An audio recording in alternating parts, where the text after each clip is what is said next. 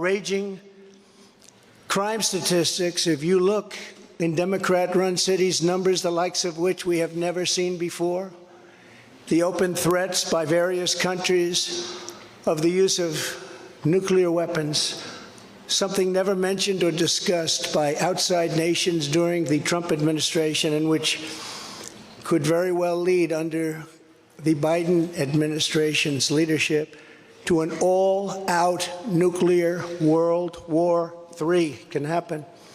We're not very far away from it, believe it or not. An economy that has been crippled by the biggest inflation we have seen in more than 60 years, and a military that I used to defeat ISIS in 4 weeks. They said it would take 4 years. 4 weeks.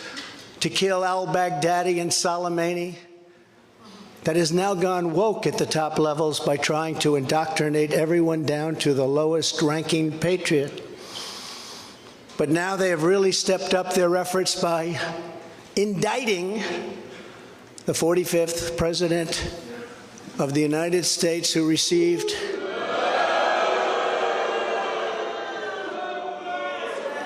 $75 million votes, which is more than any sitting president in the history of our country.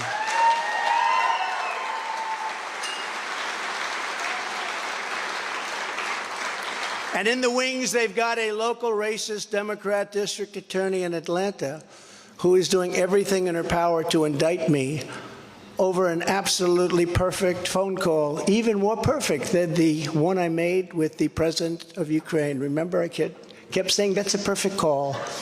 This one was more perfect. Nobody said, sir, you shouldn't say that. Many people on the phone were hung up in disgust because of something I inappropriately said, because nothing was said wrong. In fact, at the end of the call, we agreed to continue our conversation about election fraud, and election fraud specifically in Georgia, at a later time. Many people on the phone, including lots of lawyers, nobody found anything wrong with that perfect call until a book promotion tour many months later. All of a sudden they say, you know, I remember Trump making a call. Let's look at that. This fake case was brought only to interfere with the upcoming 2024 election, and it should be dropped immediately.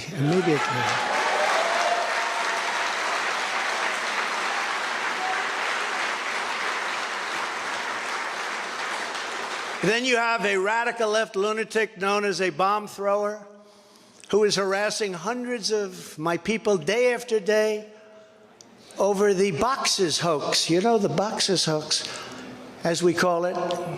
Just so everyone knows, I come under what's known as the Presidential Records Act, which was designed and approved by Congress long ago just for this reason.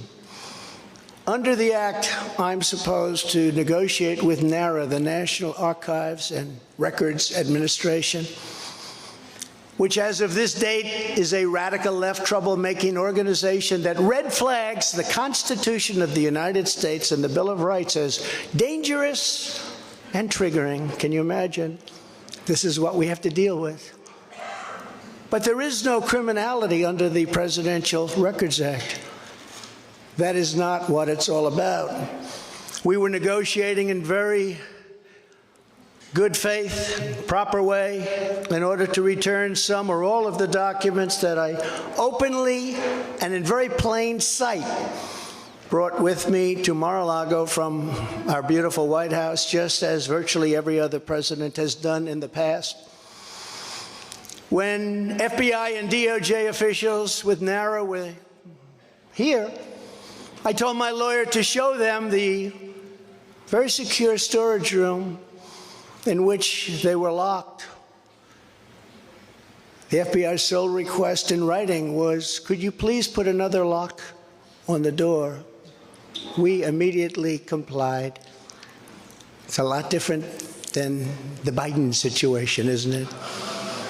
The next thing I know, we were raided by many gun-toting FBI agents who took whatever they wanted, including my passports and medical records. Everybody was in shock. Nobody had ever heard of such a raid before. We can't even believe it. Who would think that that could happen today?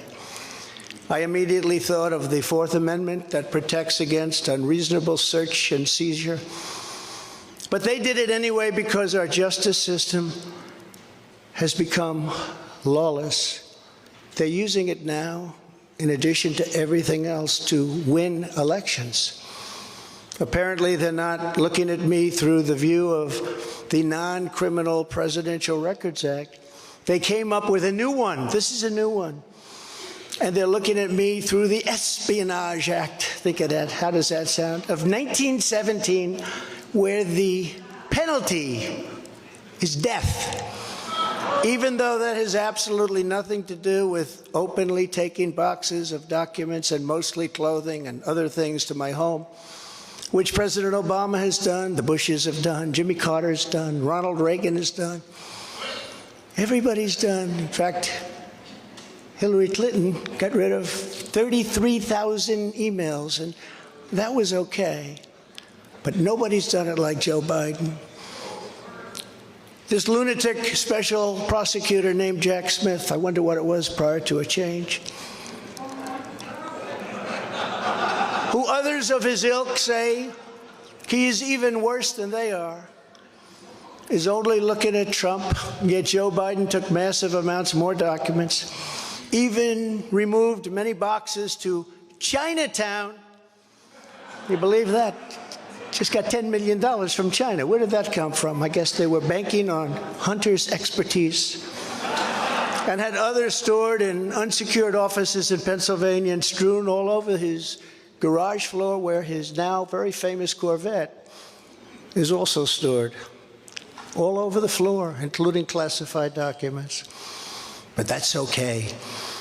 Perhaps most importantly, he has 1,850 boxes in Delaware, which he is refusing to give up. But isn't that real obstruction? That's obstruction.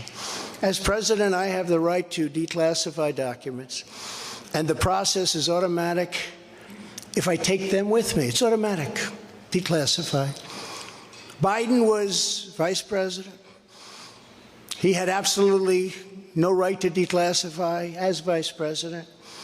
He doesn't come under the Non-Criminal Presidential Records Act. He comes under the very criminal Federal Records Act, unfortunately for him, but it's not going to matter because they don't follow the law, which has very severe penalties. He had classified documents that he took while he was a senator, which is absolutely inexcusable, and other senators, including Democrats, are outraged. But he's not being harassed and hounded like the people who work for me are. In fact, they seem to have forgotten about his documents entirely. So many, thousands and thousands. It's okay with him. They like to say that I'm obstructing, which I'm not, because I was working with NARA very nicely until the raid on my home. But Biden is obstructing by making it impossible to get the 1,850 boxes or explain why many documents were located in Chinatown. Can't explain it. Why were they in Chinatown? I don't know. Lastly, I'm under investigation. This time a civil investigation by another racist in reverse who also campaigned on, "I will get Trump. I will get him." This was her campaign. Never ran for office. I will get him. Her name is Letitia James. And she proclaimed while campaigning, quote, "I look forward to going into the office of the Attorney General every single day, suing him, and then going home." Just before she knew me. She announced, "What is fueling my soul right now is Trump." And that she had her eyes on Trump Tower. Those eyes are focused on Trump Tower. Didn't know the young lady. She even assured her supporters in an election promise that we're going to definitely sue him. We're going to be a real pain in the ass. He's going to know my name personally.